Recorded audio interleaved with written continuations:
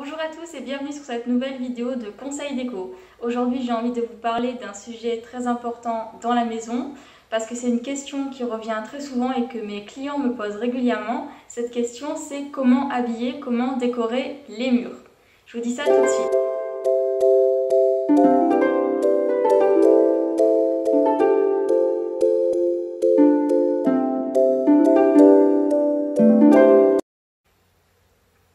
Pour décorer les murs, plusieurs solutions s'offrent à vous. La première à laquelle on pense vraiment forcément peut-être tout de suite, c'est la peinture. Choisir une couleur n'est pas toujours évident, c'est pour ça que j'ai créé la sélection de vidéos conseils couleurs que je vous invite à découvrir si vous ne la connaissez pas. Une vidéo a déjà été faite sur le vert et d'autres sont à venir. Donc, concernant la peinture, on pense à la peinture assez facilement parce que c'est quelque chose qui paraît assez simple à faire, mais la peinture offre pourtant de très nombreux effets. On peut appliquer une couleur en aplat, mais aussi choisir de créer des effets de texture, comme par exemple un effet aquarelle un petit peu délavé, qui va créer un dégradé de couleur. C'est quelque chose qu'on voit pas mal et qui apporte un vrai style à la pièce, je trouve. Vous pouvez aussi choisir de faire des effets un petit peu de matière, qui vont apporter un côté un petit peu dense à la couleur, un petit peu un côté frotté, un côté patiné. Attention à bien être sûr de votre choix parce que c'est des effets qui peuvent faire un petit peu dater selon le mobilier avec lesquels on le mélange. La seconde solution pour habiller vos murs, ça va être de vous servir de la peinture mais pour créer des formes.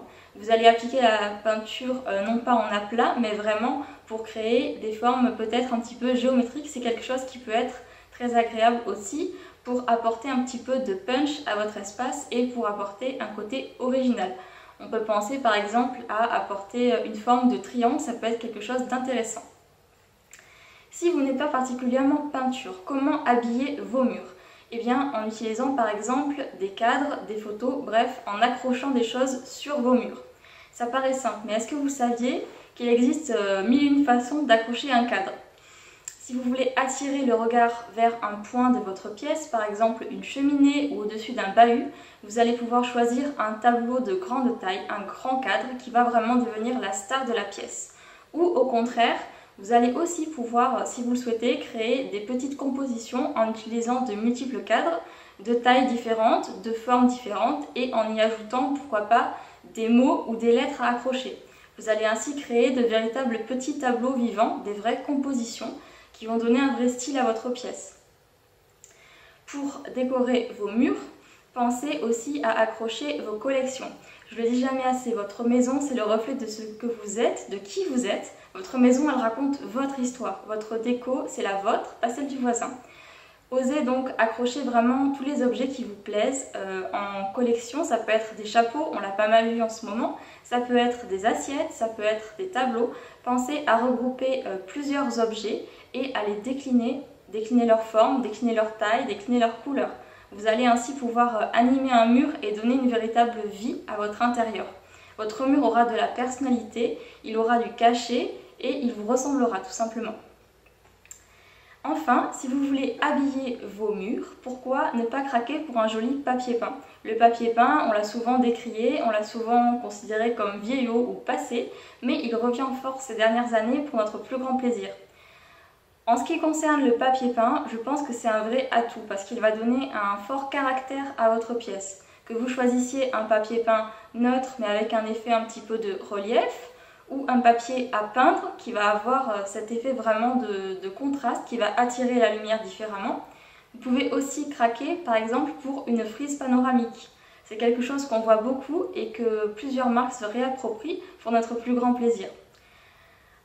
Enfin, pour décorer le mur, pensez fonctionnel, surtout si vous habitez un petit espace ou que vous avez peu de place au sol. On peut vraiment allier le côté déco et le côté pratique.